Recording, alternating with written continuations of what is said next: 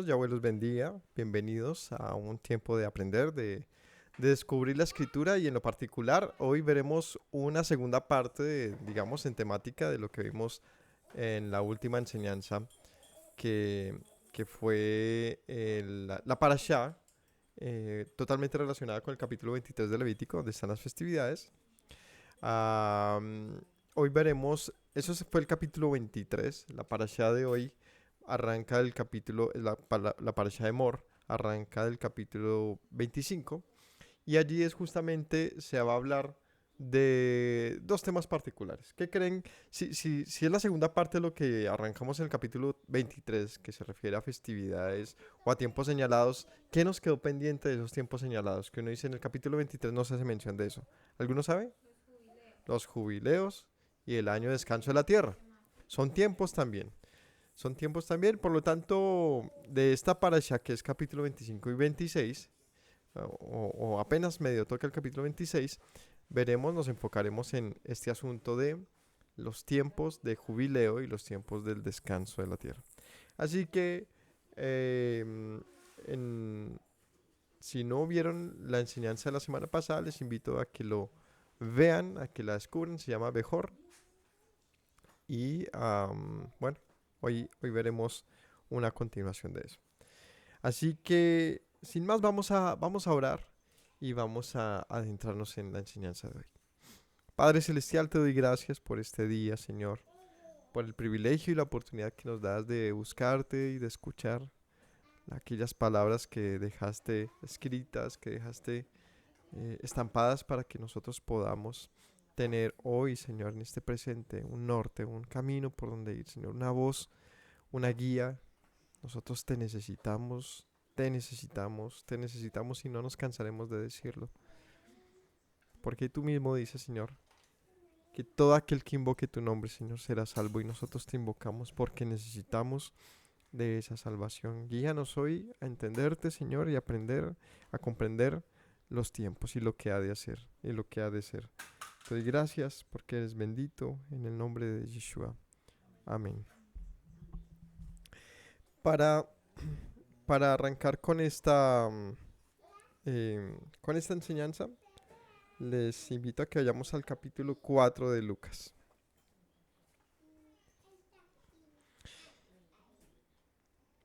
Y dice allí, en el capítulo 4, versículo 16. Vino a Nazaret, Yeshua, donde se había criado, y en costumbre y se levantó a leer. Se le dio el libro del profeta Isaías y habiendo abierto el libro, halló el lugar donde estaba escrito. El Espíritu del Señor está sobre mí, por cuanto me ha ungido para dar buenas nuevas a los pobres, me ha enviado a sanar a los quebrantados de corazón, a pregonar libertad a los cautivos, dar vista a los ciegos, a poner en libertad a los oprimidos, a predicar el año agradable del Señor. Enrollando el libro lo dio al ministro, se sentó, y los ojos de todos en la sinagoga estaban fijos en él. Comenzó a decir, hoy se ha cumplido esta escritura delante de ustedes. Comenzó a decir, hoy se ha cumplido esta escritura delante de ustedes. 22. Y todos daban buen testimonio de él y estaban maravillados de las palabras de gracia que salían de su boca y decían, ¿no es este el hijo de José? Él les dijo, sin duda. Me dirán este refrán, médico, cúrate a ti mismo. De tantas cosas que hemos oído que se han hecho en Capernaum, haz también aquí en tu tierra. Y añadió, de cierto os digo que ningún profeta es acepto en su propia tierra. En verdad os digo que muchas viudas había en Israel en los días de Elías, cuando el cielo fue cerrado por 3 años y 6 meses, y hubo una gran hambre en toda la tierra. Pero a ninguna de ellas fue enviado Elías, sino a la mujer viuda en Sarepta de Sidón. Y muchos leprosos había en Israel en tiempo del profeta Eliseo, pero ninguno de ellos fue limpiado, sino Naamán el sirio. Al oír estas cosas, todos en la sinagoga se llenaron de ira y levantándose le echaron fuera de la ciudad. Le llevaron hasta la cumbre del monte sobre el cual estaba edificada la ciudad de ellos para despeñarle, pero él pasó en medio de ellos y se fue. Este texto, esta historia que nos dejó, que nos deja el libro de Lucas y los evangelios es muy importante, pero demasiado importante porque es que Yeshua utiliza un texto de Isaías, que ya veremos qué conexión tiene con la enseñanza de o con el mandamiento relacionado con los jubileos, pero utiliza ese texto para decir que en ese momento, delante de ellos, se había cumplido. Dice, hoy se ha cumplido. Y en otras palabras dice, y ustedes lo han rechazado. ¿Cuál fue el anuncio que dijo Yeshua que se cumplía delante de ellos? Libertad. Ese fue el anuncio, dice. Llegó el momento de la libertad y ellos ¿qué dijeron? No queremos ser libres. Esa fue su respuesta, ¿no? En cierto modo. ¿Qué buscaron? Matar al que traía en su mano la libertad. Esa fue la respuesta que ellos encontraron y Yeshua lo que les dice, pues hay otros que no van a rechazar la libertad. ¿Cómo lo dijo? Pues cuando fue enviado Elías fue a la viuda de Sarepta de Sidón. ¿Dónde quedaba Sidón? En la tierra llamada Canaán. Literalmente era la tierra de donde hoy actualmente se llama el Líbano, que está en disputa o que está en cierta conflicto grande, importante con Israel. Una mujer de esa tierra, de Sidón, que eran conocidos como los Bencanán, los hijos de Canaán. Así se conocían en esa época. Que es lo que luego se convierte en Tiro. ¿Se acuerdan? Tiro y Sidón. Eh, y por lo tanto, ¿de quién estaba hablando él? De una cananea. Y dice, habiendo muchas viudas en Israel, ¿por qué creen que Elías terminó yendo? Fue una viuda de los de Canaán, ¿no? Y además dice, y había muchos leprosos, pero a ningún leproso de Israel fue Eliseo, sino a un sirio, ¿no? Que es más al norte incluso, y también una tierra que tiene su conflicto con Israel. Entonces, es importante ver que Yeshua dice, pues aunque ustedes me rechacen, hoy he venido a pregonar libertad a un mundo que espera por su liberación. Y con ese pasaje damos inicio a la enseñanza de hoy. ¿Qué tiene todo esto que ver con lo que dice Levítico 25? Bueno, vamos a leer Levítico 25. En Levítico 25 dice así: Yahweh habló a Moisés en el monte de Sinaí. Ahí donde dice en el monte, es el nombre de la parsha de hoy, que es Bejar. Creo que ahorita lo dije al revés. La de hoy es Bejar y la de la semana pasada era Emor. Sí, las mencioné al revés. Emor es si habla. Es capítulo 25 Levítico. Aquí dice en el monte, Bejor, en el monte. Entonces dice que Yahweh habló en el monte Sinaí a Moisés diciendo, dile a los hijos de Israel, cuando hayan entrado en la tierra que yo les doy, la tierra guardará reposo para Yahweh, 6 años sembrarán su tierra, 6 años podarán la viña y recogerán sus frutos, pero el séptimo año la tierra tendrá descanso, reposo para Yahweh. No sembrarán la tierra ni podarán la viña, lo que de suyo naciere en la tierra segada no lo segarán, y las uvas de tu viñedo no vendimiarás, año de reposo será para la tierra. Mas el descanso de la tierra te dará para comer a ti y a tu siervo y a tu sierva y a tu criado y a tu extranjero que morare contigo, y a tu animal y a tu bestia que hubiere en tu tierra. Será todo el fruto de ella para comer. Contarás 7 semanas de años, 7 veces 7 años, de modo que los días de las 7 semanas de años vendrán a ser 49 años. Entonces harás tocar fuertemente la trompeta en el mes séptimo, a los 10 días del mes. En el día de expiación harás tocar la trompeta por toda la tierra. Santificarás el año 50 y pregonarás libertad en la tierra a todos sus moradores. Ese año os será de jubileo. Todos sus moradores, perdón, de jubileo. Y volverá cada uno a su posesión y cada cual volverá a su tierra. El año 50 será jubileo. No sembrarás ni segarás lo que naciere de suyo en la tierra, ni vendimiarás sus viñedos, porque es jubileo, santo será a ustedes, el producto de la tierra comerán. Vamos hasta ahí. Aquí hay dos periodos de tiempo extra que no se mencionaron puntualmente en Levítico 23. ¿Cuáles son esos dos periodos? El primer periodo es un periodo de 7 años. 7 años, ¿no? El periodo de 7 años con relación al descanso de la tierra. Este se le conoce como el año Shemitah. El año 7. El año 7 y por lo tanto eso es conocido también en la actualidad, no en relación a esto, pero sí como un conocimiento público, se le conoce como un año sabático. ¿Se han escuchado? ¿Va a tomarme un año sabático? Pues de ahí viene ese término, de un año de reposo que se le daba a la tierra. Y esto desde el punto de vista más estricto es el punto de vista agrícola. Es decir, la tierra no podía ser explotada perpetuamente, sino que tenía que tener tiempos de descanso.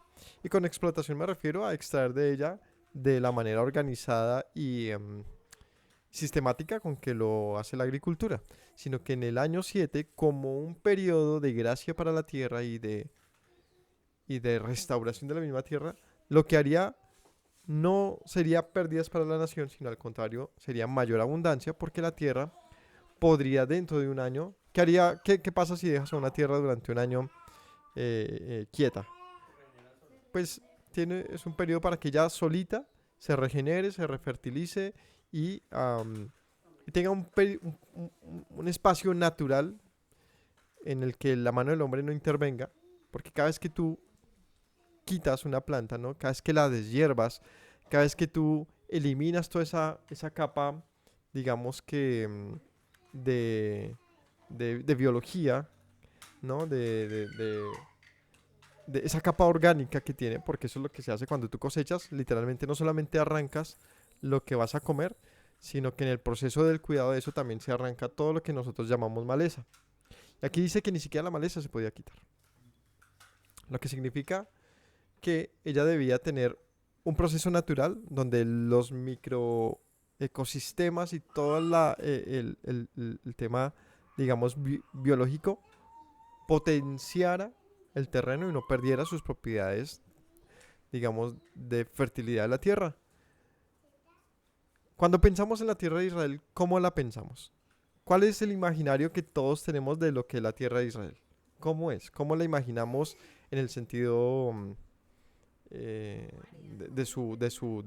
¿cómo se llama eso? Se me olvidó la palabra. Sí, ¿cómo se ve la tierra? ¿Cómo la imaginamos? Como un desierto, ¿cierto? Como muy árida, como, como que imaginarnos un lugar de montañas verdes no es fácil. No quiere decir que no hayan, pero como que no es el estereotipo de lo que pensáramos. Sin embargo, cuando el Señor le dice al pueblo que entraría a la tierra de Canaán, ¿cómo dice que era? Que fluye leche y miel, que es de grandes frutos. Cuando llegaron ellos al monte, ¿no? O sea, pensemos en el pueblo llegando a la tierra prometida antes de entrar en ella, en tiempos de Moisés. ¿Qué esperaban ellos? Salen de Egipto, cruzan, llegan allá al monte para entrar al monte del Amorreo, para entrar a la tierra prometida. ¿Qué, qué vieron? ¿Qué pasó? Se mandaron unos espías para ver la tierra. ¿Y qué trajeron?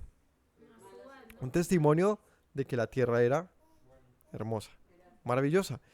Y créanme que si es maravillosa es porque era superior a Egipto. Y si es superior a Egipto, ¿dónde estaba el pueblo en Egipto? ¿En qué parte? En Gosem, que era la tierra aquí. Verde. De hecho era la tierra verde de Egipto. Porque es donde el Nilo termina en una Y allá en el mar Mediterráneo. Y esa zona era una buena zona, que fue la que el faraón le dio a Jacob en su momento. Y ahí fue donde se desarrolló la población de los hebreos. Y era muy superior a la tierra de prometida. Al punto que ellos se ilusionan un montón cuando lo que traen como testimonio es un poco de frutas abundantes de la tierra hebrea. Tierra de ríos, tierra de frutos, ¿no? Eh, de hecho, un paréntesis nos hace pensar más o menos en qué tiempo llegaron. ¿En qué tiempo habrían llegado si lo que trajeron fue una cosecha de uvas? Quizás para un Shavuot, como para un tiempo de... septiembre, octubre, que es la cosecha de frutos de la tierra de Israel, ¿no? Bueno, cierro el paréntesis. El punto aquí es, ¿cómo era la tierra prometida? ¿Qué dicen? Yo creo que era una tierra muy diferente a lo que es actualmente, porque cuando Israel regresa a la tierra de Israel, ahorita, recientemente, años 47, 48, 49, del siglo pasado, ¿qué cuentan los rumores, las historias de cómo era la tierra? Que era un moridero, que nadie quería esa tierra, que nadie quería esa tierra. Pues eso es lo que se dice, eso es lo que se dice, que era tierra de nadie porque no había nada que hacer, porque no había nada para cultivar, no era una tierra, digamos, infértil e improductiva. Eso es lo que se cuenta, se dice, ¿no? Y que por eso pareció bien a los negociadores darle esa tierra a los judíos, es lo que dicen. Porque pues los árabes tampoco encontraban mucho valor para esa tierra. Desde el sentido más literal, pues sí, la tierra estaba muy infértil. Y Israel se ha recuperado de eso en muchas maneras. ¿Debido a que pudo recuperar la tierra de Israel? A la tecnología. A la tecnología, al conocimiento agrícola y muchos métodos que empezaron a aplicarse para que lentamente y progresivamente la tierra de Israel empezara a reverdecer, ¿no? De tal manera que sí, la tierra de Israel de hoy, de este presente, al momento en que fue entregada a los judíos recientemente, cambió muchísimo, cambió muchísimo. Em, pero no fue gracias, digamos que a un proceso natural, sino más bien a un proceso de conocimiento y tecnología que afortunadamente le regresó vida a la tierra de Israel, porque no la tenía. ¿Cómo puede pasar una tierra viva a pasar una tierra muerta? Bueno, una de las grandes razones de eso fue justamente lo que señala este capítulo.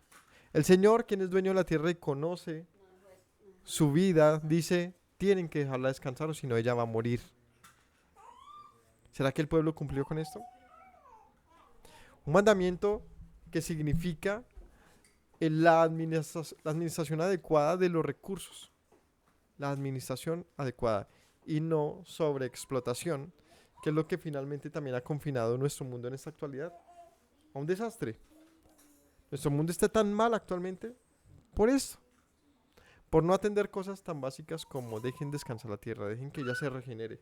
Si la explotan más allá de sus límites, ella va a pasar a ser una tierra muerta, cuya revitalización va a tomar mucho tiempo. Por ejemplo, aquí en Colombia, que es un terreno muy diferente, tiene un clima muy diferente. No sé si han oído hablar de los ríos voladores, ¿no? Resulta que en el Amazonas, que es llamado el pulmón de la tierra, ¿cierto? Su sistema de vegetación y de árboles tienen unos árboles que han tomado muchos años, ¿no? Hablamos de cientos de años en llegar a esta capacidad actual en la que ellos absorben del suelo húmedo del Amazonas mucha agua, lo llevan hasta la parte superior y lo transpiran en sus hojas y esta transpiración hídrica se convierte en nubes que empiezan a moverse entre ellas como un río. O sea, se ve así, se ven como ríos que pasan por encima de las copas de los árboles. Estos ríos voladores terminan llegando aquí a las cordilleras y son las que llueven en los páramos de Colombia, lo que hace que toda la tierra colombiana o una gran porción de ella esté como viva. ¿Qué pasa? ¿Qué creen que pasa si estos árboles son talados? Es un tema terrible porque la tala de estos árboles que generan los ríos voladores colombianos y en Brasil eh, significa que la cantidad de agua que saldría del Amazonas hacia la parte alta de Colombia y sus cordilleras pues sería menor, lo que traería crisis hídricas, lo que haría que la tierra fértil colombiana empezara a morir, lo que haría que nuestras ciudades también empezaran a pasar por tiempos de hambre y de sequías. Es así de grave el asunto. Por eso es que hay tantos proyectos en torno a la recuperación del Amazonas. Realmente dañar el Amazonas es dañar toda nuestra tierra aquí en lo cerca y también en lo lejos.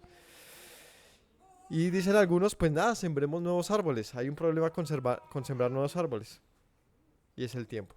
Que ellos lleguen a tener la capacidad molecular de llevar moléculas de agua hasta sus copas. Tienen que tener una madurez particular, lo que significa décadas. No se va a solucionar sembrando nuevos árboles, no en lo pronto. De pronto en un futuro, pero no en lo pronto. Y ese tipo de cosas son las que uno dice, y si dejáramos descansar la tierra, la dejáramos quieta, pues ella nos daría su bien. Bueno, ese mandamiento me parece muy grande, muy superior porque significa de el bienestar de todos, de la supervivencia, de una tierra que no se muere. ¿Sabe qué significa que la tierra se muera? Significa que nos va a tocar empezar a hacer procesos nómadas. A migrar, aquí ya, venga, esto. em, ¿Qué pasa con los campesinos y esto cuando su tierra está muy reseca? Si no les da para cosecha, para sus cosechas, pues tienen que pensar en vender su tierra, dice, ¿no? Bueno, entonces, este es un mandamiento, estoy hablando de la parte más estricta de lo que significa. El tiempo de reposo de la tierra, cada 7 años. Cada 7 años. Pero aquí habla de otro periodo. ¿Cuál es el otro periodo que menciona este mandamiento? Un periodo de 50 años, que son 7 bloques de 7 años de reposo de la tierra. O sea, cada vez que la tierra ha reposado 7 veces, llega un tiempo y digamos que es el mayor de los tiempos que entre, llamémosle así, obligaciones bíblicas existen. ¿Cuál es ese momento? Aquí le llama jubileos, el Yobel, el tiempo del jubileo. Un periodo de 50 años de donde viene la palabra que todos conocemos como jubilación, que es cuando una persona anciana deja de trabajar y empieza a recibir un fruto de todo su trabajo a lo largo de sus años. Se le llama jubilarse. Y es un tiempo de descanso, pero no un descanso a muerte, sino un descanso de yo descanso, pero vivo de un fruto, digamos que acumulado de mi trabajo. Los jubileos es el tiempo máximo bíblico. Si vimos si pusieron cuidado, si atendieron la enseñanza del Shabbat anterior, vimos que cada celebración tiene un sentido, tiene un propósito, tiene un cumplimiento, tiene algo que comunicarnos. Vamos a recordar par cosas. Lo primero es, ¿por qué periodos de 7? El número del Eterno. ¿Qué más? ¿Por qué? O sea, si nos fijamos, es como la métrica para trazar, ¿no? Digamos que hay métricas decimales, hay métricas hexagesimales. Por ejemplo, la de los colores se utiliza hexagesimal en las pantallas.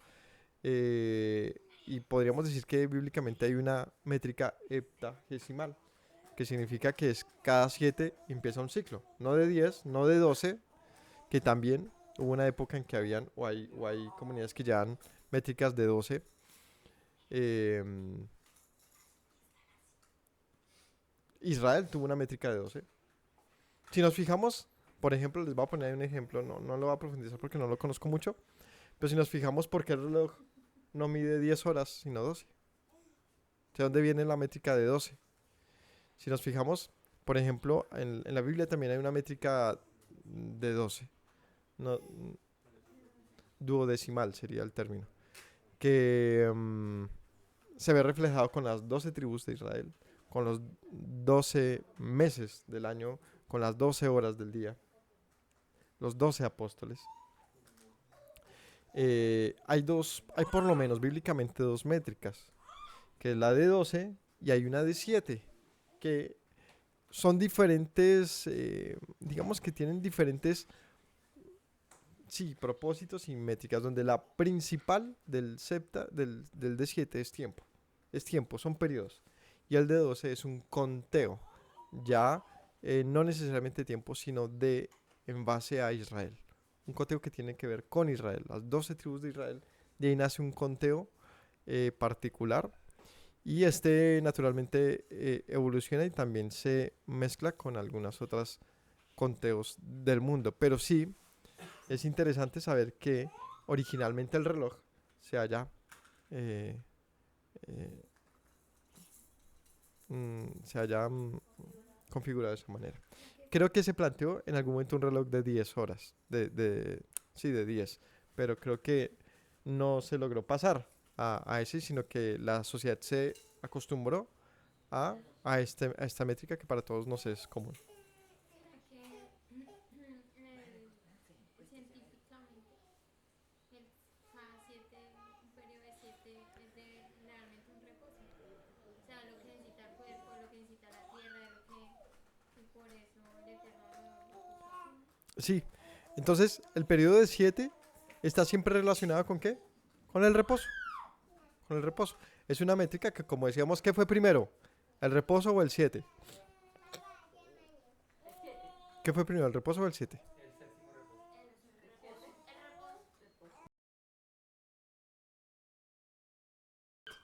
Por eso de las dos viene la misma palabra. Shva, Shemitah, Shabbat y todos. No, no, o sea, las dos son una misma cosa. Y por lo tanto el reposo establece un número determinado y ese número determinado establece entonces un reposo. Es chévere. Es decir, es exactamente porque se dan por primera vez en el mismo momento. Bueno, habiendo dicho todo esto, si nos fijamos, estos dos mandamientos tienen que ver con el 7 puntualmente. 7 años, reposo la tierra. 7 veces 7 años, eh, reposo de los jubileos, ¿no? Un jubileo. Y vamos a ver, todavía estoy en un poquito de panorama así amplio, porque ahorita veremos unos pasajes que nos ayudan a ver todo esto. Si volvemos al capítulo 25 de Levítico, dice en el versículo 8, es que 6, 7, 8, el 8. Contarás 7 semanas de años, 7 veces 7, de modo que los días de tus semanas de años, 9 años.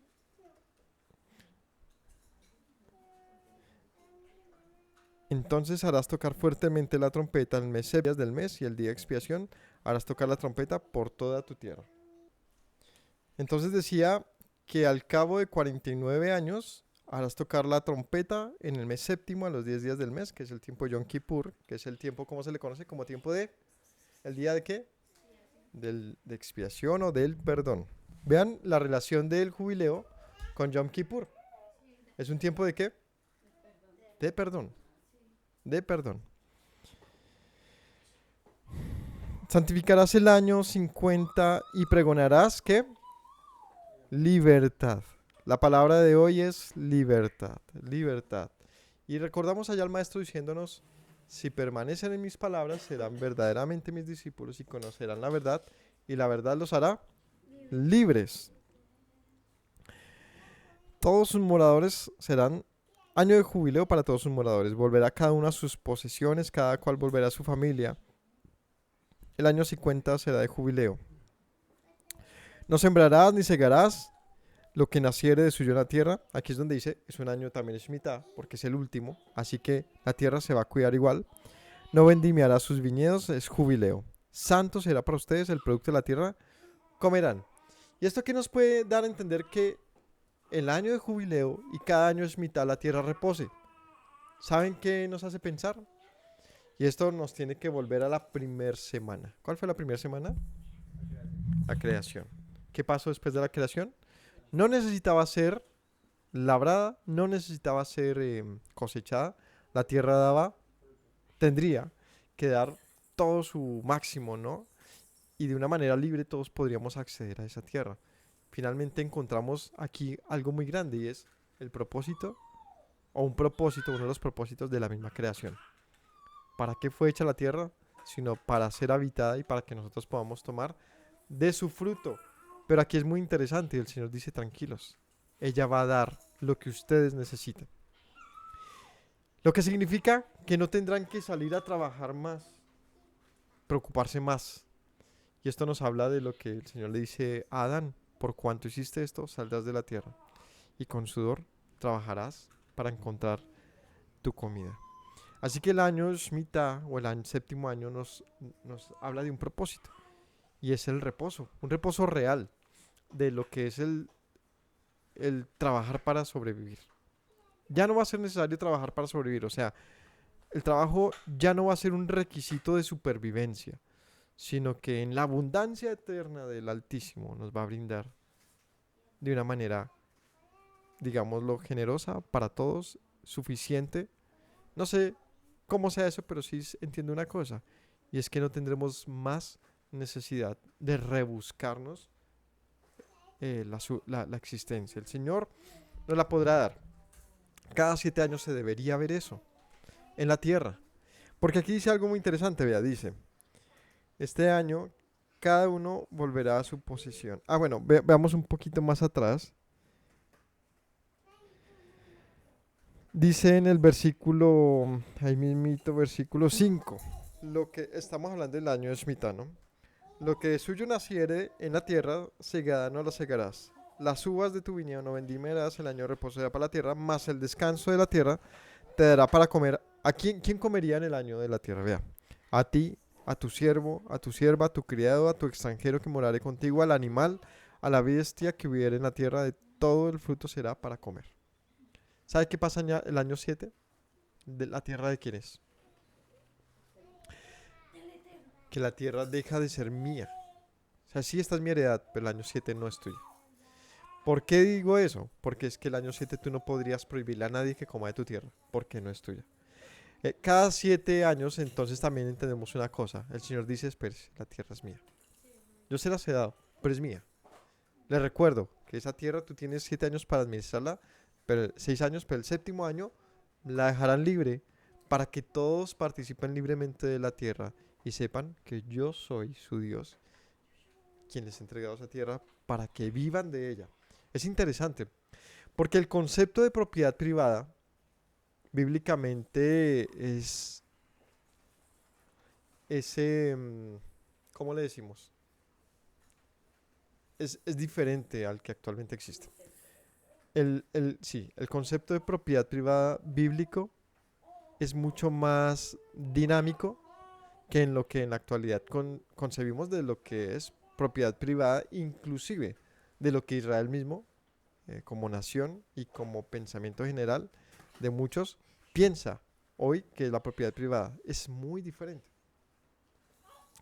Si nos fijamos, el Señor pasó, si leemos la historia de Israel, el Señor le dio diferentes dueños a la tierra de Canaán, ¿no? ¿Cuántos dueños han pasado por la tierra de Canaán? Han pasado muchos. Podemos conocer de los cananeos, ¿quién más? Israelitas. De hecho, Babilonia en su momento se apropió. Los sirios, los asirios, griegos, romanos, los persas. em, Luego los romanos, ahí estuvieron un tiempo muy largo. Luego vendrían los persas, el Imperio Otomano. Luego vendrían los británicos y volvió a los israelitas. Y en todo eso haría falta, obviamente, hablo de quienes gobernaban, pero desde la salida de los judíos en el establecimiento que hace Adriano, ¿no? Que lo mencionaron la semana pasada, que eso es como ¿en qué años que Adriano hace eso, compadre? Que le entrega la tierra o la llama Filistea. Es como en el 700 o en el 300. Ah, en el ciento y punta.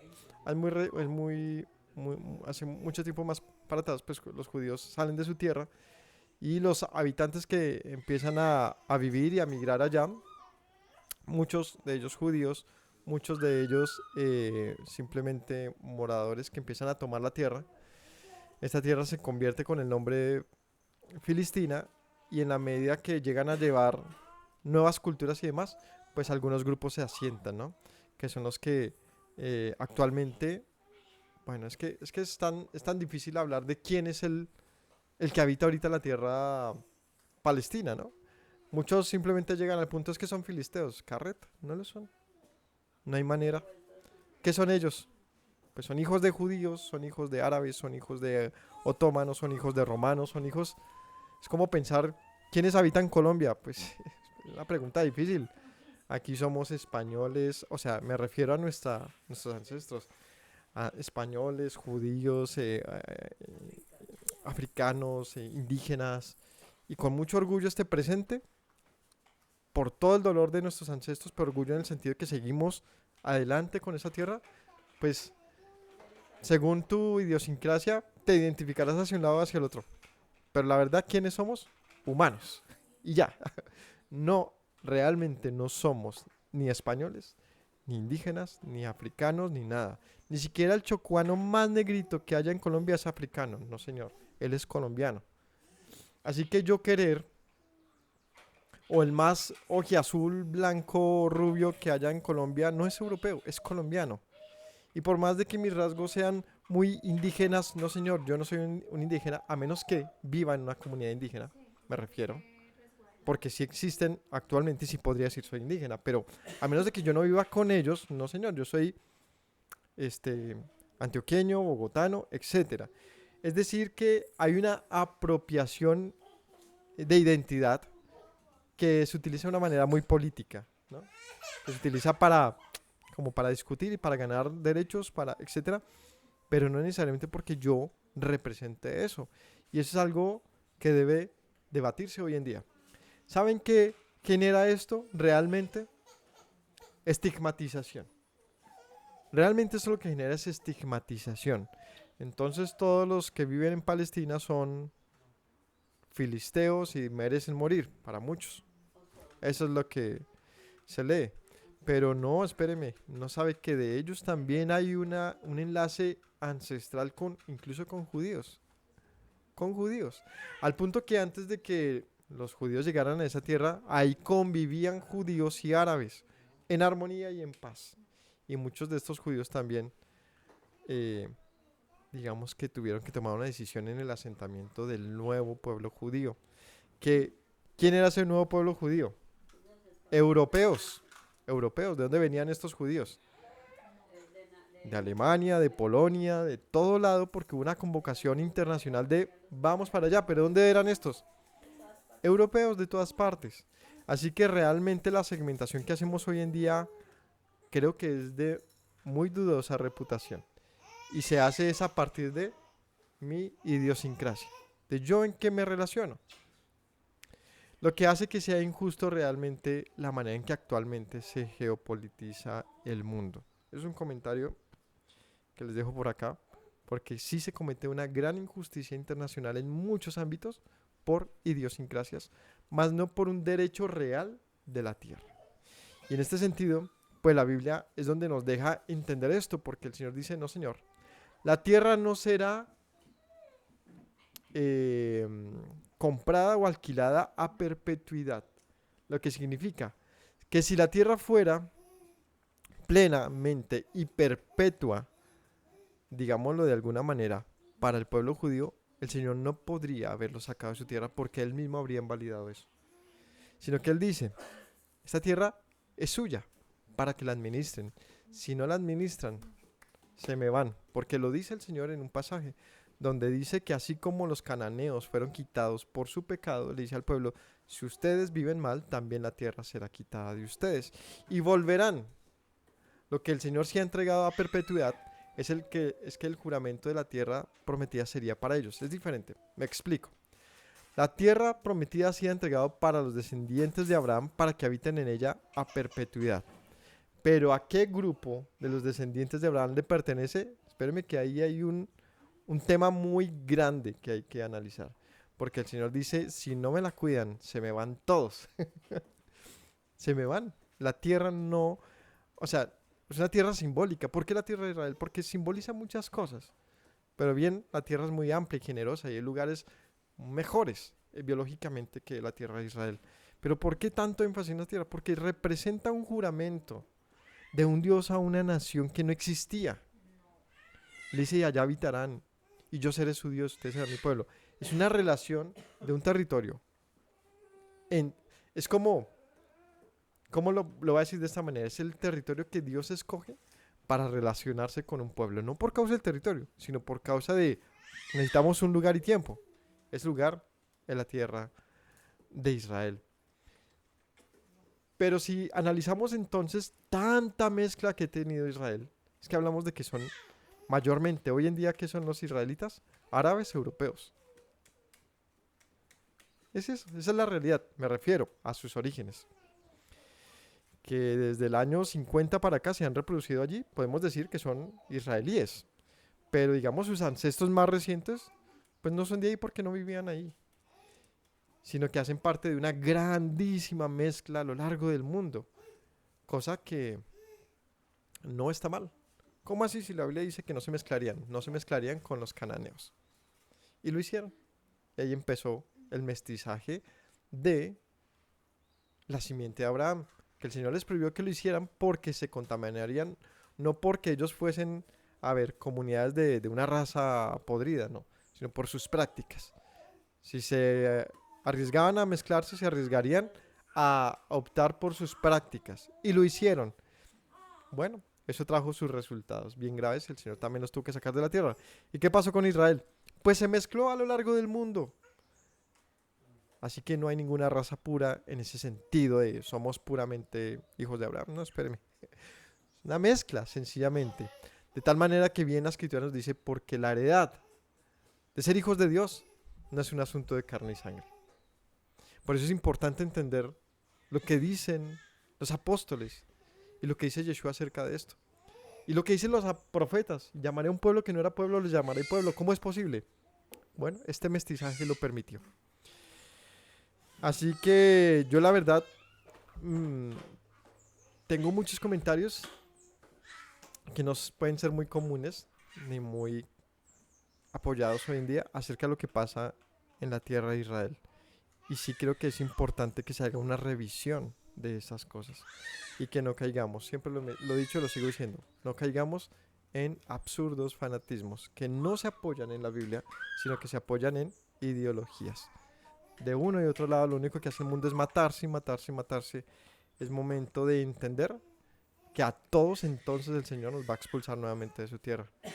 Y quizás quede más desolada aún de lo que se encontró en su momento. Y eso es lo que deja una guerra. Así que es muy importante entender estos periodos de 7. Periodos de 7. El descanso y volver a Dios. Descanso y volver a Dios. Descanso y volver a Dios. Cuando una nación se siente muy poderosa por lo que es en sí misma, se olvida de este mandamiento. Y es que cuando analizas a las comunidades, lo que hacen es una comparación de quién tiene el ejército más grande, el poder militar más grande, la inteligencia más grande, y ahí es donde uno dice, espérese. Sí, eso es un mérito maravilloso, pero no nos apoyemos en eso porque hacerlo es como el que dice, no, yo tengo las tierras de café más poderosas de Colombia, sí, pero si le cae una gran roya o a una gran, no sé, un clima desastroso, pues le mató todo y de qué le servía apoyarse en una economía estable de momento, ¿no? Y muchos pasan por eso. Así que es como para que lo meditemos. Yo lo que le invito al mundo hebreo de hoy y a los que compartimos y nos identificamos como el pueblo de Dios en relación a Israel, les invito a que reflexionemos. Reflexionemos en nuestro papel, en todo lo que como ajenos en el sentido que no vivimos en la tierra de Israel y no necesariamente hagamos parte de una comunidad, digamos, de los que viven en esa tierra y lo ven desde otra manera, que reflexionemos de lo que está pasando en esta tierra, en la tierra de nuestro pueblo, en nuestra tierra, porque fue dada para los hijos de Abraham. Somos hijos de Abraham en nuestra tierra. Tenemos que reflexionar de lo que está pasando allá y entender que el Señor está hablando algo muy poderoso, que no nos encuentre peleando contra Él una vez más. Y esto, lejos de lo que muchos, es que cada vez que alguien comenta algo acerca de Israel, se le acusa inmediatamente de antisemita, y eso es un gravísimo y torpe error. No tiene nada que ver con eso. Se trata de la justicia bíblica, que la misma escritura menciona que nosotros tenemos que considerar en todo evento. Así que lo único que sé es que es un tema muy complicado el que está pasando en tierra de Israel, pero también sé que el Señor dio instrucciones acerca de la tierra. El otro gran tramo de tiempo es los jubileos.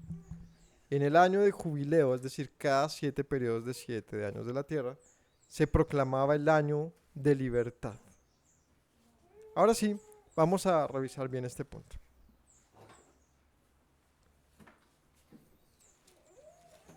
Decía allí en el capítulo 25, santificarás en el 10, santificarás el año 50, pregonarás libertad en la tierra a sus moradores.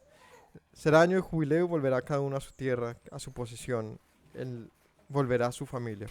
El año 50 será jubileo, no sembrarán ni segarán lo que naciere de suyo en la tierra, ni vendimiarán sus viñedos, porque es jubileo. Santo será a ustedes, el producto de la tierra comerán. En este año de jubileo volverán cada uno a su posesión. Cuando vendieren algo a su prójimo o compraren de mano de su prójimo, no engañen ninguno a su hermano. Conforme al número de los años del jubileo comprarán de su prójimo, conforme al número de los años de los frutos se venderá a él. Cuanto mayor fuere el número de los años, aumentará el precio. Cuanto menor fuere el número, disminuirá el precio. Porque según el número de las cosechas se venderá él. Y no engañen ninguno a su prójimo, sino teman al Señor su Dios, porque yo soy Yahweh su Dios. Ejecutad mis estatutos, guardad mis ordenanzas y pónganlos por obra, y habitarán en la tierra seguro. Y la tierra dará su fruto y comerán hasta saciarse y habitarán en ella con seguridad. Si dijeren que comeremos el séptimo año, y aquí no hemos de sembrar ni hemos de coger nuestros frutos, entonces yo enviaré mi bendición el sexto año y ella hará que haya fruto por 3 años. Sembrarán el año octavo, comerán del fruto añejo y hasta el año noveno, hasta que venga su fruto, comerán del añejo. La tierra no se venderá por perpetuidad, porque la tierra mía es. ¿De quién es la tierra? La tierra mía es, pues ustedes, forasteros y extranjeros, son para conmigo. ¿Han leído esto? ¿Qué dijo el Señor de la tierra? Ustedes son extranjeros y forasteros en mi tierra. Eso es importante entender. O sea, la tierra es mía y yo les estoy dejando quedarse. Así como en el año Shemitah, todo forastero tiene derecho de comer de ella, porque es mía y así yo hago con mi tierra como quiero.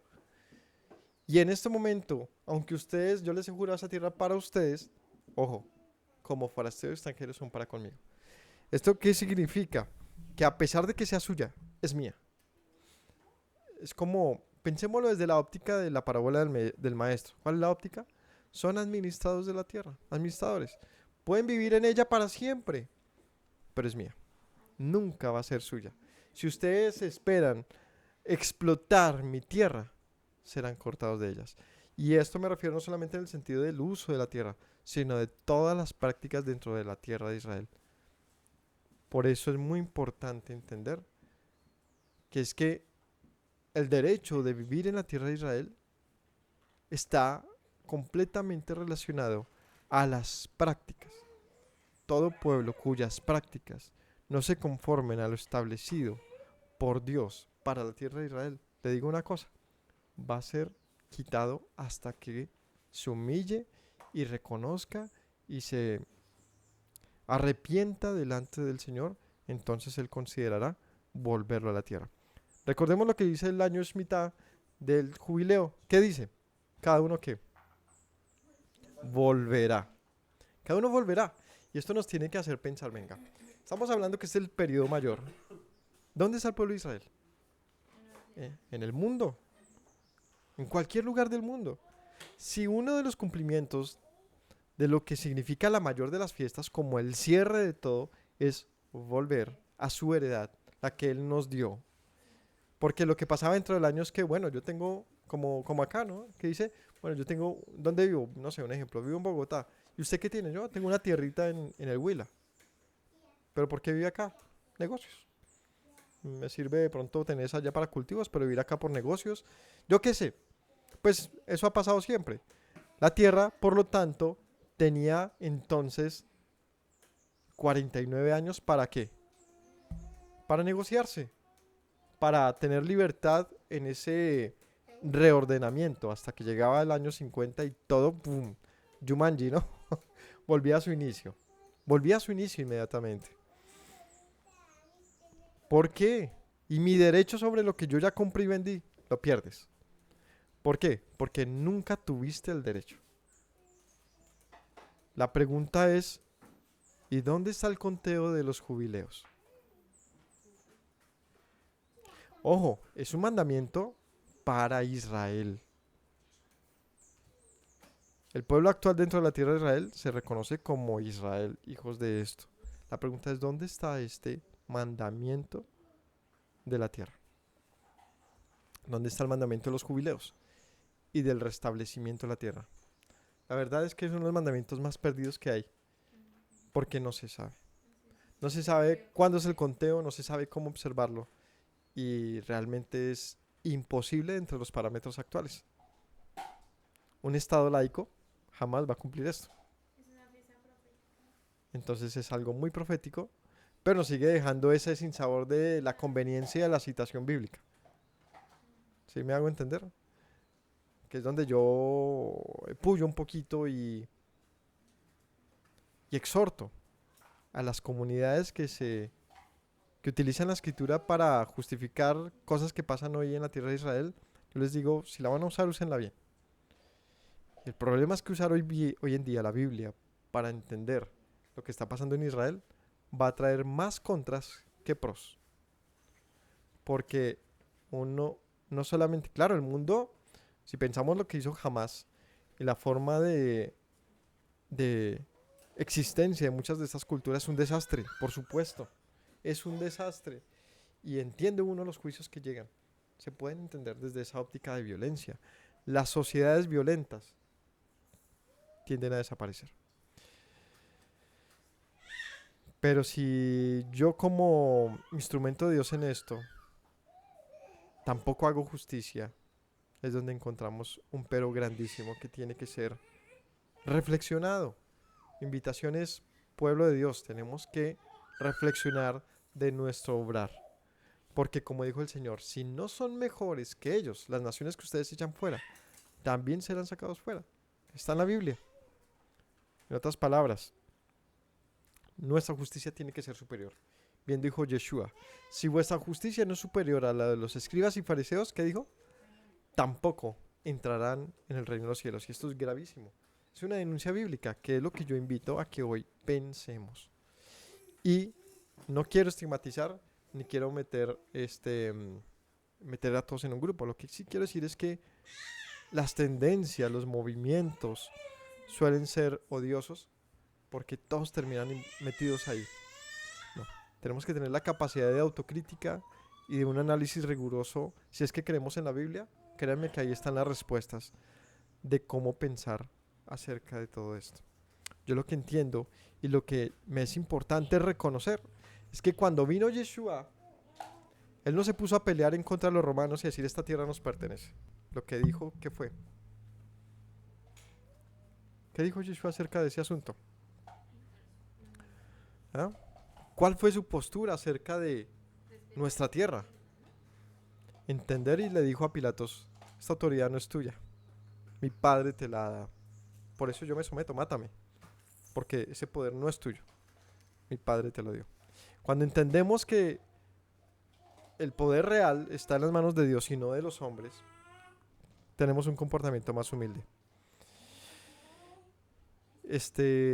Así que actualmente yo creo que debemos redescubrir otra vez y otra vez y otra vez lo que la escritura dice acerca de nosotros como pueblo. Porque si seguimos peleando de esa manera hasta muerte honestamente, por asuntos más que tienen que ver con lo comercial y la propiedad privada y con ideologías, pero lejos de lo que significa ser el pueblo de Dios, de lo que significa ser el pueblo escogido. Sí, hay un pueblo escogido, pero no es una nación geográfica. Hay un pueblo escogido que se cuenta por millones a lo largo de la tierra y tiene que tener un parámetro que lo identifica. ¿Cuál es ese parámetro? El fruto. ¿Cuál es tu fruto? ¿Cuál es tu fruto? ¿Cuál es tu fruto? Ese es el parámetro. Hasta que el Señor no venga en su reino a restaurar plenamente en el jubileo final, es difícil entender a quién le pertenece hoy día la tierra prometida. Me refiero en sentido geopolítico. Es difícil. Es muy complicado. Hasta que Israel no muestre un fruto, ojo, un fruto como para reclamarla, es difícil establecer la pertenencia, más bien, más allá de la pertenencia, porque sí le pertenece a Israel, el derecho. ¿Quién le pertenece el derecho de la habitación en esa tierra? Se convierte nada más que una excusa política para pelear y para justificar un conflicto que ya tiene muchísimo tiempo. Es importante transmitir la importancia de entender el derecho bíblico y entender que al Señor le pertenece la tierra. Que si nosotros cuidamos ordenadamente sus mandamientos, dice aquí, ejecutad pues mis estatutos y guardad mis ordenanzas y ponedlos por obra y habitaréis seguros en la tierra. Si nosotros no hacemos eso primero, no podremos habitar seguros en la tierra. Mi seguridad en la tierra no puede depender de una cúpula de hierro, no puede depender de un ejército muy armado, no puede depender de que tengamos ojivas nucleares. Esa no puede ser mi seguridad. Mi seguridad tiene que ser Hashem. Si yo entiendo que si yo guardo sus mandamientos, mi nación las guarda, créanme que Israel no estaría en estas. No estaría en estas. ¿Por qué el Señor permitió el 7 de octubre? Porque Israel se confió en sí mismo y dejó de confiar en su Dios. Y esto es una crítica real que tengo que hacer. Esto no aprueba absolutamente para nada el desastre del 7 de octubre. Lo que sí hay es que entender las cosas. Hay que entender las cosas. Si no hacemos ese ejercicio, se va a repetir y se va a repetir. Y como bien los de Hamas creo que han anunciado, van a haber muchos 7 de octubre. Lo que es terrible pensar en eso. Como es terrible pensar en que Israel crea que va ganando. No va ganando nada. Lo que ha hecho es matar y matar y matar. Y por lo tanto, crear hipotéticamente muchos más 7 de octubre. Como creo que acertadamente dijo alguien, con cada gazatí que matan, crean un posible nuevo Hitler que les va a querer destruir la tierra. Porque lo que va a querer este pueblo más y más y más es venganza, venganza, venganza. Entonces yo creo que hay que hacer un acto de reflexión y de corregir a tiempo lo que puede ser un grandísimo desastre en todo ese Medio Oriente. Volvamos a la escritura. Ejecutad pues mis estatutos y guardad mis ordenanzas y ponedlos por obra y habitaréis seguros en la tierra. La tierra dará su fruto y comeréis hasta saciaros y habitaréis en ella con seguridad. Así que si alguien de mi pueblo, cristianos, judíos, hebreos, escucha esto, yo le digo, cerremos un momento la boca y empecemos a meditar en lo que significa este momento para nuestro pueblo. Pero también si por alguna razón esto llega a algún árabe, algún palestino, algún gazatí, yo le digo, vuélvase al Dios de los hebreos. Porque si ustedes reconocen a Yeshua, a Jesús de Nazaret, él dijo, de los judíos viene la salvación. Él lo dijo. Si le damos mérito a este hecho, independientemente del obrar de los cristianos, judíos y demás, yo les digo, es en Yeshua que está la salvación. Es el Dios de los hebreos. Independientemente de las diferencias históricas y conceptuales también. Sé que tenemos en común al Dios de Abraham, aunque le llamemos diferente. Si volvemos realmente a este Dios, de verdad, de todo corazón, judíos, cristianos y árabes, ahí está la solución. Porque esa tierra fue prometida para los hijos de Abraham. Así que creo que es un debate inmenso, pero nos estamos matando entre todos, entre todos, entre todos. Y muchos de los intereses de esta tierra no tienen que ver siquiera con los árabes y judíos, sino con europeos y americanos. O sea, se ha puesto a rodar un juego tenebroso de muerte en el que quienes ganan nunca es la población. y como siempre, son los que lloran y lamentan las malas decisiones de muchos líderes, créame, los de Hamas sí, pero también los del gobierno israelí y sí, los de los gobiernos del mundo, que muchas veces lo único que hacen es echarle carbón a la hoguera y no permitir que haya un proceso pacífico de restauración. Y no se le cumplen a sus poblaciones lo que se les conviene, lo que se, ¿cómo se llama? Se concreta, se comprometen, pues va a crecer el resentimiento, el odio y la venganza y siempre va a estar la guerra a cumplir su parte. Dijo Yeshua lo siguiente en Mateo 18.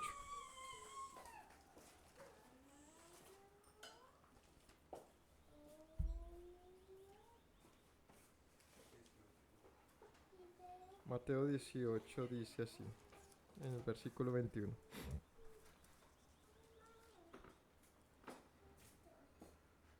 Entonces se le acercó Pedro y le dijo, Señor, ¿cuántas veces perdonaré a mi hermano que peque contra mí? ¿Hasta 7? Yeshua le dijo, no, te digo hasta 7, sino hasta 70 veces 7. ¿Esto qué le recuerda? Hasta el jubileo. ¿No recuerda el jubileo? El año del perdón, donde todo volvía a su lugar.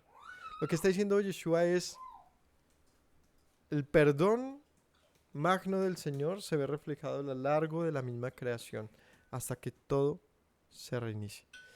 ¿Cuánto debo perdonar a mi hermano? Pues algo como eso. Es decir, si vemos esto, el tiempo del jubileo, del reinicio, pues es largo. 50 años es casi que la vida de una persona y nos sobra tiempo como para, pero difícilmente alguien llegue a un segundo jubileo, ¿no? No, creo que la tasa de quienes lleguen a un segundo jubileo es muy, muy pequeña. Lo que significa que por lo menos una vida me alcanza para perdonar a mi hermano. Volvamos aquí a Levítico y sigamos leyendo, que es que hay más para decir. Bueno, entonces en el año Shemitah pasaban dos cosas. Bueno, y listo, yo descanso, dejo descansar la tierra un año, pero bueno, ¿y qué hago con las cosechas? Porque yo puedo ese año comer, pero ¿y el siguiente año? Entonces el Señor dice, tranquilo, la tierra va a producir el doble. El sexto año va a producir tanto como para ese año y para el séptimo año que tú descansas. Pero incluso no el doble, el triple. Para que el año noveno, mientras tú siembras, ella siga produciendo. Y entonces el año, el año octavo siga produciendo mientras tú siembras, entonces el año noveno ya puedas comer lo sembrado el año octavo. Es decir, se pondría tan abundante la tierra que me daría para comer prácticamente 3 años. Sexto, séptimo y octavo.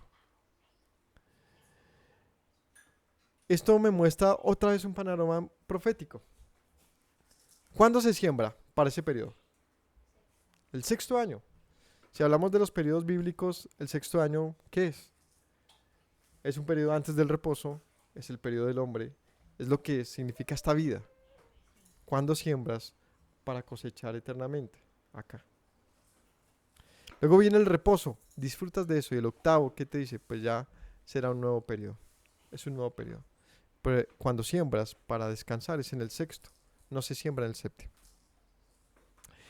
Sigamos.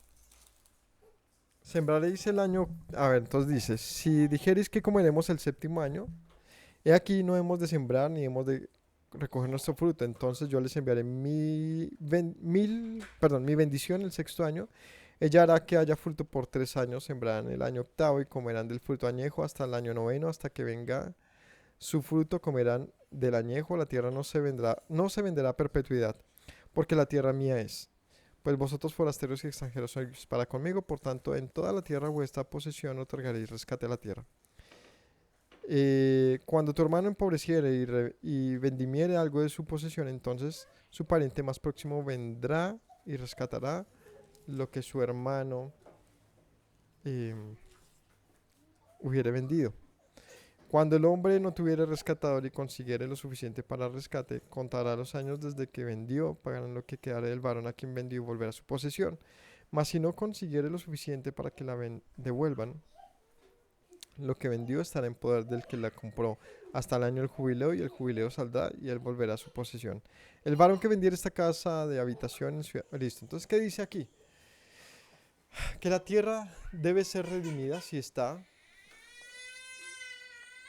Que la tierra debe ser redimida. O sea, si uno quiere retomar su tierra antes del tiempo de jubileo, donde debía devolverse, si uno la quiere antes, pues tendría que redimirla, es decir, pagar el tiempo al jubileo. Esto significa que, como decía antes, nadie debe engañar a su hermano. El tiempo de jubileo llegará, pero si alguien desea volver a su tierra antes, que ya había vendido o comercializado, debe pagar por ello. Lo que es justo. ¿Y cómo se medía el coste de la tierra? Entonces, por el tiempo a los jubileos. Lo que se calculaba era el tiempo de fruto, el tiempo útil de la tierra, no en sí su tener tierras por tenerlas. Y aquí tengo que hacer otro pequeño comentario. El tener tierras por tenerlas, que es una gran discusión en Colombia, donde hay gente que posee mucha tierra y se hace una pregunta importante de algunos sectores del país, y es: ¿para qué tenerla si no se saca fruto de ella? No tendría más sentido que o se cultive o que se venda a alguien que la cultive, porque no, si vamos al tema bíblico, no es bíblico tener tierra por tenerla. Lo bíblico es que yo la tenga para administrarla y sacar un fruto de ella. Ahí cierro ese paréntesis. El varón que vendiere la casa de habitación en la ciudad murallada tendrá facultad de redimirla hasta el término de un año desde la venta. Un año será el término de poderse redimir. Bueno, aquí vienen diferentes mandamientos acerca de los parámetros de venta y de compra. Si la tierra que yo vendí está en el campo, si está dentro de una ciudad amurallada, si es de los levitas, si es una huerta. Vamos a ir más adelante. 35. Cuando tu hermano empobreciere y se acogiere a ti, tú lo ampararás como forastero y extranjero vivirá contigo. No tomarás de él usura ni ganancia, sino tendrás temor de Dios y tu hermano vivirá contigo. No le darás tu dinero a usura ni tus víveres a ganancia. Yo Yahweh vuestro Dios, para que lo saque de la tierra de Egipto, para darle la tierra de Canaán, para ser su Dios. Cuando tu hermano empobreciere estando contigo y se vendiere a ti, no le harás servir como esclavo. Bueno, este es otro apartado, y es el asunto de... Dice el Señor: ustedes son como forasteros y extranjeros para mí en mi tierra, pero se las he dado. ¿Qué pasa cuando tu hermano empobreciere? Lo vas a tener de la misma manera. Como forastero lo vas a tener, no vas a aprovecharte de él, sino que lo acogerás. Pero si él se vende a ti, porque la situación es muy difícil, es decir, él dice: ¿sabe qué? No, yo necesito venderme como siervo para que usted me alimente, para que usted me dé todo. Entonces dice, lo vas a tomar como siervo. Dice: como criado, como extranjero estará contigo hasta el año del jubileo, te servirá. Será tu siervo, pero no para siempre, no es tuyo. Te servirá hasta el tiempo del jubileo. Será libre de tu casa él y sus hijos consigo, volverá a tu familia. La posesión de sus padres se restituirá, porque son mis siervos, los cuales saqué de la tierra de Egipto, no serán vendidos a manera de esclavos. No te enseñorearás de él con dureza, sino tendrás temor de Dios. Así tu esclavo como tu esclava que tuvieres serán de las gentes que están en tu alrededor. Sigamos más adelante. 47. Si el forastero o extranjero que está contigo se enriqueciere y tu hermano que está junto a él empobreciere y se vendiere al forastero o extranjero que está contigo, o alguno de la familia del extranjero, después que hubiere vendido, podrá ser rescatado. Uno de sus hermanos lo rescatará. Su tío o el hijo de su tío lo rescatará, o sus parientes. Harán la cuenta con el que lo compró desde el año que se vendió hasta el año del jubileo, y ha de apreciarse el precio de su venta conforme al número de los años.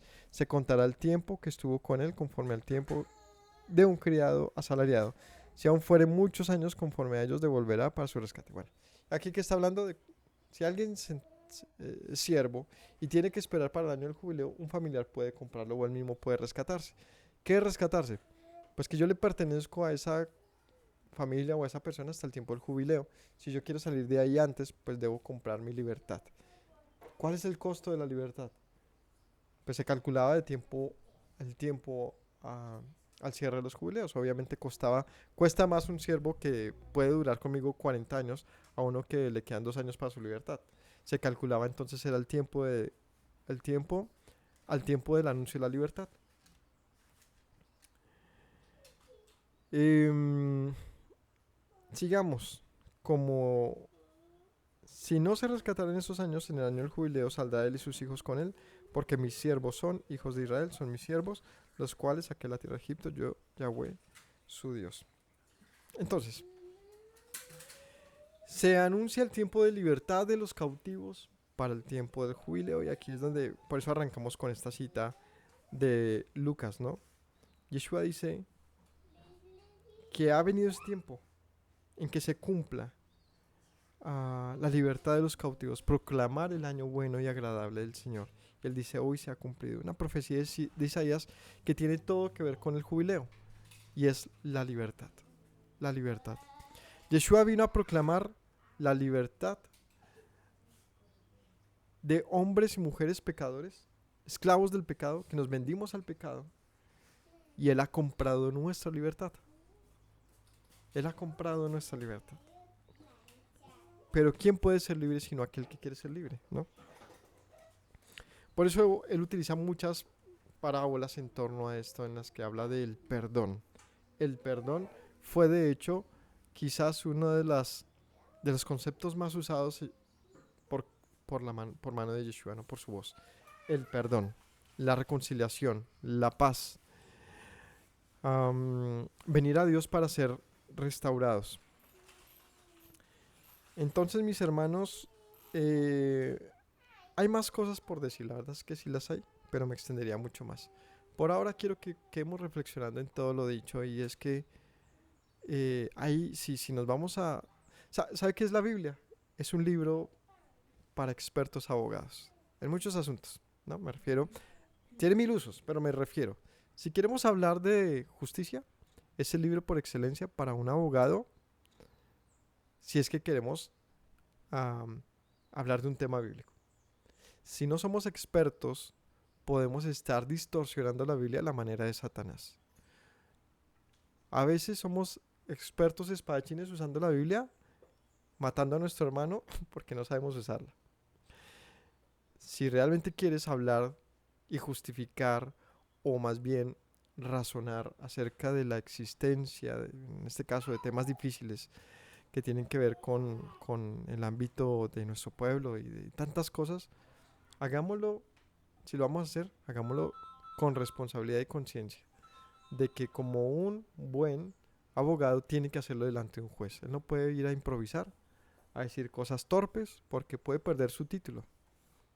Puede hacer que sea condenado un inocente y puede ser absuelto un hombre culpable. No. Si realmente queremos ser temerosos de Dios para hablar, creo que tiene que hacerse con mucha responsabilidad. Y la Biblia es maravillosa en esto.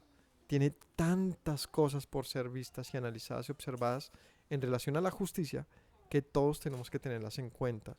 De lo contrario, podemos vernos de una manera muy ridícula.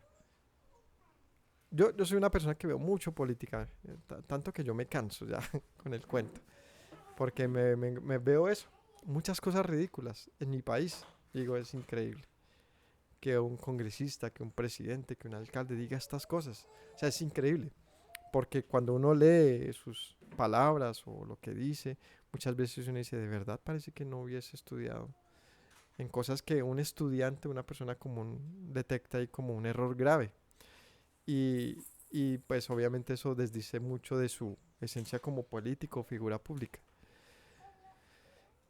Mm, pero creo que se ha cobijado tanto la ignorancia, tanto la calumnia y el desprestigio como herramienta, que solemos hacer eso mismo con la Biblia. La Biblia no puede ser eso. No podemos usar la palabra de Dios, o sea, lo que él ha dicho, como un instrumento de ridiculez, de injusticia, como un instrumento de ignorancia, porque sabe que es él quien es luego vituperado por la gente. Esta semana un congresista colombiano tuiteó: acabarás con Amalek, raerás los pueblos de Canaán, y publicó todas esas citas donde dice acabarás con los niños, con todo, apoyando el asunto de lo que está haciendo Israel con Gaza. Recibió 1000 comentarios de todo tipo, obviamente. La pregunta ¿es en serio que es que así utilizamos la Biblia hoy en día? Empezando por un pueblo que ni siquiera entiende lo más mínimo de la Biblia. Me refiero a un congresista católico. Estoy seguro que él no tiene ni idea, siquiera por lo que acaba de hacer. Pero sí vi tanta gente ridiculizando el nombre de Dios por eso, que yo digo, qué torpeza. Y él espera con eso justificar cosas. Pero la verdad es que hemos hecho despreciable el nombre de Dios por nuestra torpe manera de pensar en este presente. Creo que es tiempo siempre de reflexionar y marcar la diferencia. La diferencia se hace a la manera de Yeshua. Si conoces otro camino, no lo quiero conocer. Él dijo, yo soy el camino, la verdad y la vida. Un camino diferente a él. Y ojo, no me refiero a la Torá, porque lo que está ahí escrito hay que entenderlo. Y en el marco judicial en que se entiende. El deber y derecho que tuvo Israel en su momento para eso no se basaba en quién merecía hacerlo, sino en el aval de Dios que hizo. Fue un ejército que Dios dijo, ¿sabe qué? Raigan a ese pueblo porque es malvado. Y desde esa óptica de Dios el Todopoderoso diciendo algo muy puntual, utilizando una de sus tantas maneras de hacer juicio, como lo pudo ser un terremoto, lo pudo ser un incendio, lo pudo ser una epidemia, dice, no, ustedes van a ser raídos por su maldad. A la manera de sangre, de espada por espada. Asesinaban, van a ser asesinados. Es difícil hablar de esto, pero sí hay que entender por lo menos un asunto, y es que un asunto que tiene que ver a un contexto particular, a un momento particular, y a una voz de Dios dicha directamente a un hombre para que lo hiciera, y en esto me refiero a Moisés y a Josué, no puede venir ahora meterse hacia las malas y usarlo, porque así no funciona la Biblia. No puede ser. Y entonces, ¿qué con eso? Pues que es un asunto de juicio de Dios que Él hace sobre las naciones, sobre las naciones. Pero el problema está en pretender encajar textos bíblicos de esa manera.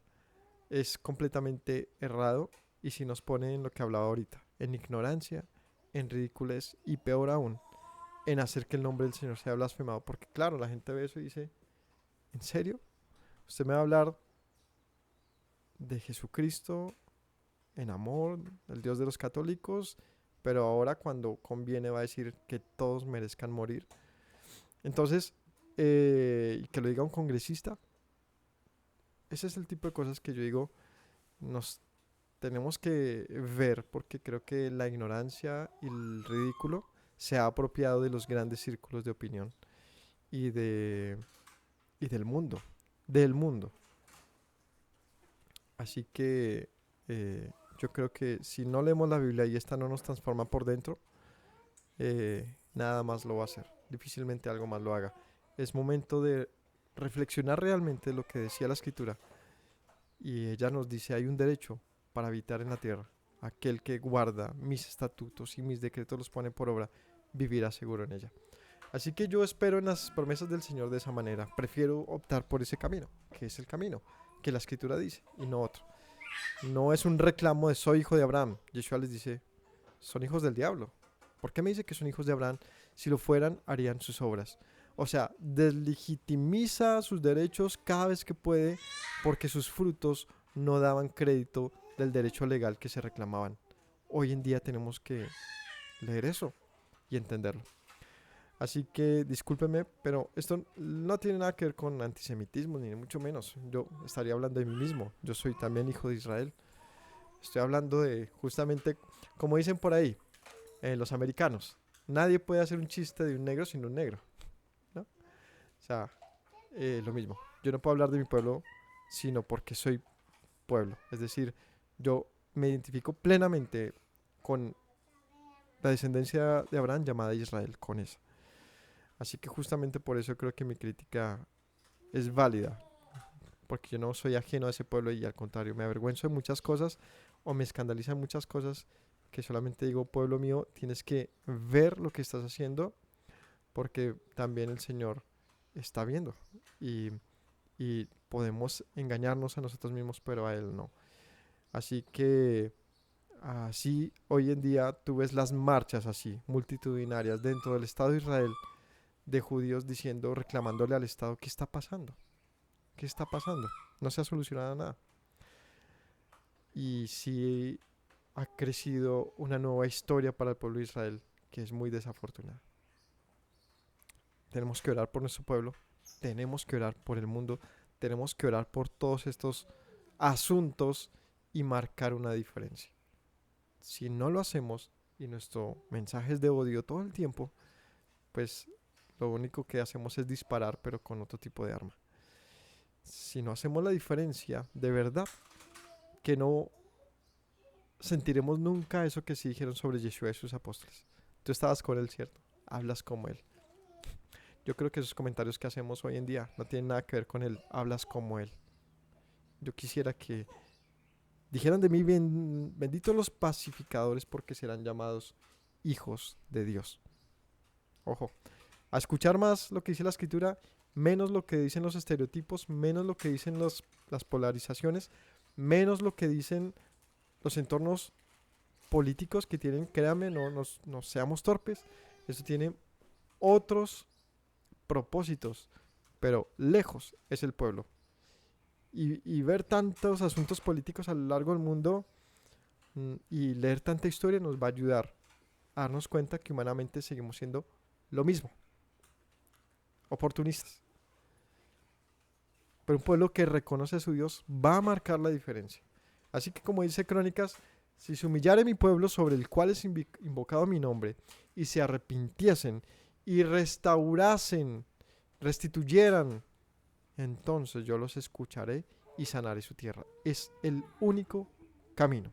Es el único camino. Que el Señor se apiade de todos nosotros. De verdad que lo anhelo porque son días difíciles. Pero también que se acepte la autocrítica. Que sea aceptada y no sea estigmatizada. Porque si se estigmatiza, es seguir en el error. Un abrazo para todos. Que tengan un feliz día de Shabbat y aprendamos a reposar en el Todopoderoso y a leer los tiempos. Pues es el propósito de estas dos enseñanzas. Shalom.